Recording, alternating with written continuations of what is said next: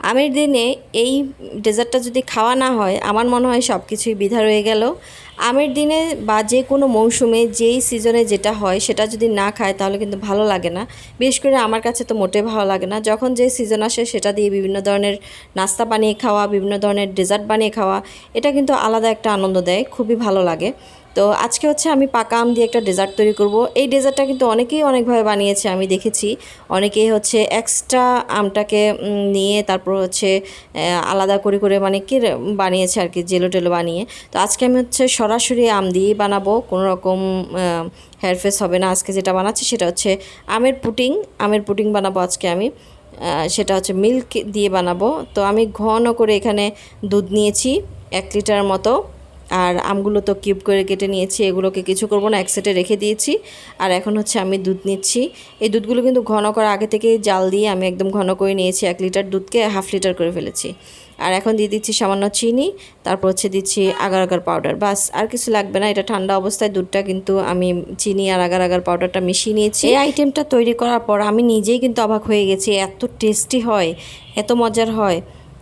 অন্যভাবেও তো অনেকেই করে, তবে সেরকম আমিও করেছিলাম, তেমন একটা ভালো লাগে নাই। তবে আজকে আমি যেভাবে করছি সেটা কিন্তু সত্যিই একদম ইউনিক বলা যায়, একদম অর্গানিকভাবেই বানিয়েছি আর খুব সিম্পল ওয়েতে বানিয়েছি, যার কারণে অনেক টেস্টি হয়েছে, অনেক মজাদার হয়েছে। তো যাই হোক, এখানে আমি চুলায় দুধগুলো বসিয়ে দিয়ে ভালো করে জাল দিয়ে নিয়েছি। 2-3 বার বলক দেওয়ার পর আমি হচ্ছে এটাকে নামিয়ে নিয়েছি। আর এখন যে কিউব করে রেখেছিলাম আম, সেগুলোকে আমি বক্সের মধ্যে ঢেলে, যে বক্সে আমি সেট করব সেখানে আমি এই আমগুলো ঢেলে দিয়েছি। ঢেলে এখন হচ্ছে দুধগুলো দিয়ে দিয়েছি, গরম থাকা অবস্থায় দিয়ে দিয়েছি আমের মধ্যে।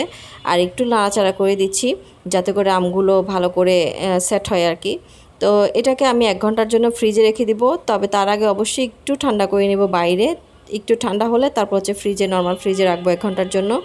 1 ঘন্টা পর এটা কিন্তু একদম দুর্দান্ত স্বাদের একটা আইটেম হয়, এত মজার হয় বলা বহুল। আমি তো যখন বানিয়েছি, আমি দেখার আগেই ফ্রিজ থেকে আমার ছেলে, আমার মেয়ে, তারপর হচ্ছে আমার হাজব্যান্ড এটা বের করে না খেয়ে নিয়েছে এক সাইডে। মানে আমি ভিডিও করার টাইমও দেয় নাই, ওরা তার আগেই খেয়ে ফেলছে। তো যাই হোক, কী করার, কিছু করার নাই, সেই অবস্থায় আমি আপনাদের সাথে শেয়ার করতেছি। এটা কিন্তু সত্যিই অসাধারণ হয়, এভাবে বানিয়ে খেয়ে দেখবেন আপনারা, মানে নিজে অবাক হয়ে যাবেন এটা যে এত মজার হয়। একদম মানে পাকা আমের একটা টেস্ট আছে, মিল্কের একটা টেস্ট আছে, তারপর অন্যরকম আর কি একটা টেস্ট এটা পাওয়া যাবে। আপনারা এভাবে করে বানিয়ে দেখবেন, দেখবেন অনেক টেস্টি হয়। তো এই দেখুন, আমার এগুলো কিন্তু খুব মানে লোভনীয় লাগতেছে। আমি যখন এটা কাটতেছি তখন তো আমার মেয়ে রীতিমতো কান্না করতেছে ওকে তাড়াতাড়ি করে দেওয়ার জন্য, যেহেতু ও আগে একটু করে খাইছে সেজন্য ও বুঝতে পারছে এটার টেস্ট কেমন। তো যাই হোক, আমি আপনাদেরকে দেখিয়ে দিলাম, এভাবে করে বানিয়ে নেবেন।